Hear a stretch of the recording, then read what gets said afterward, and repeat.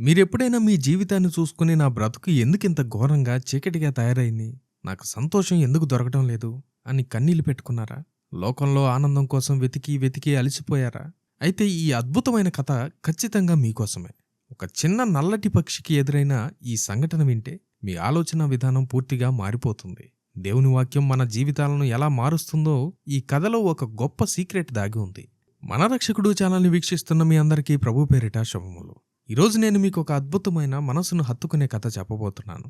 ఇది చిన్నపిల్లల కథ కాదు, మనందరి జీవితాలకు సంబంధించిన ఒక గొప్ప ఆత్మీయ సత్యం దాగి ఉన్న కథ. జాగ్రత్తగా వినండి. ఒకానొకప్పుడు తేరా అనే ఒక ప్రాంతంలో భయంకరమైన వర్షకాలం వచ్చింది. ఆకాశమంతా నల్లటి మబ్బులతో కమ్ముకుని పగలు రాత్రి తేడా లేకుండా కుండపోతగా వర్షం పడుతూనే ఉంది.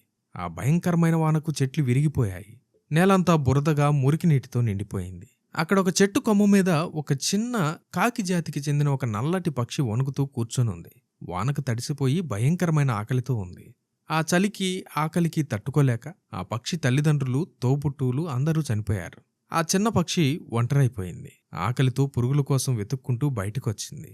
అలా ఆకలితో గెంతుకుంటూ వస్తుంటే ఒక చిన్న మెరుస్తున్న వస్తువు కనిపించింది.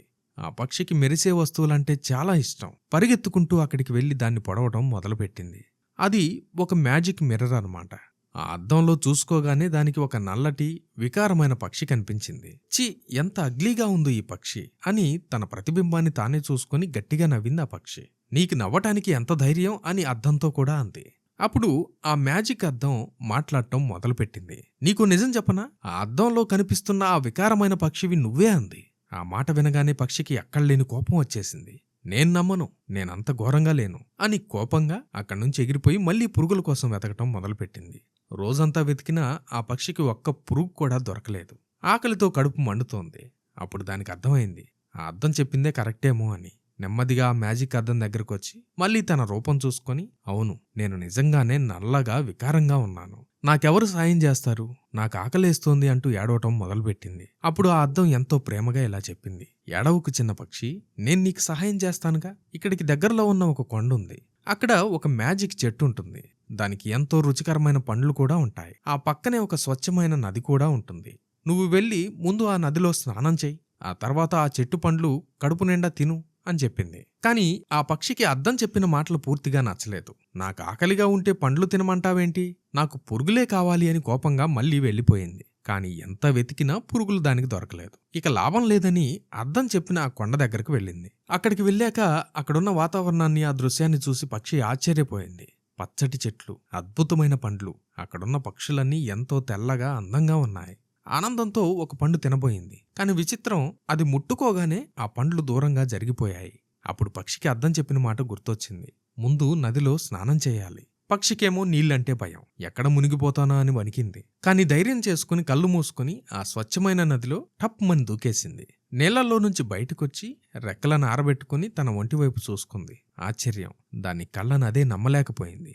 నల్లగా బురదగా వికారంగా ఉన్న ఆ పక్షి ఇప్పుడు మంచులాగా తెల్లగా అందంగా మారిపోయింది. వెంటనే ఎగిరి ఆ చెట్టు మీదకి వెళ్ళింది. ఇప్పుడు ఆ పండ్లు దూరంగా జరగలేదు. కడుపు నిండా ఆ మధురమైన పండ్లను తిని సంతోషంతో పాటలు పాడింది. ఆనందంతో ఎగిరి మళ్లీ ఆ అద్దం దగ్గరకు వచ్చింది. మ్యాజిక్ మిర్రర్, నీకు చాలా థ్యాంక్స్.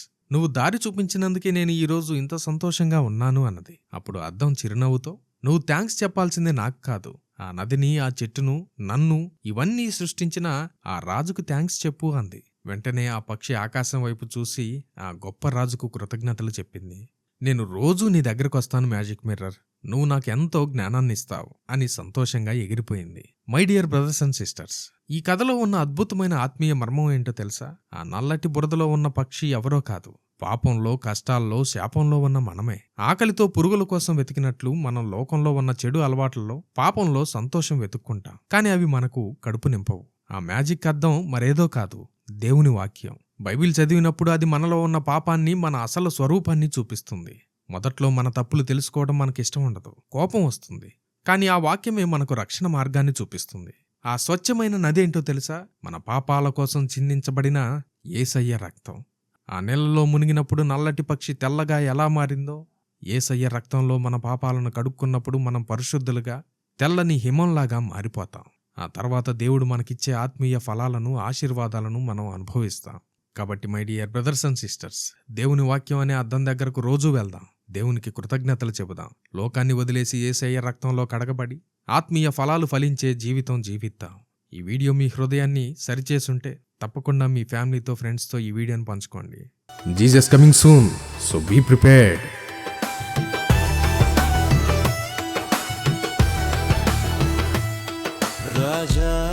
రాజు మహిమాన్వితుడై మేఘమానునై వచ్చుచున్నాను.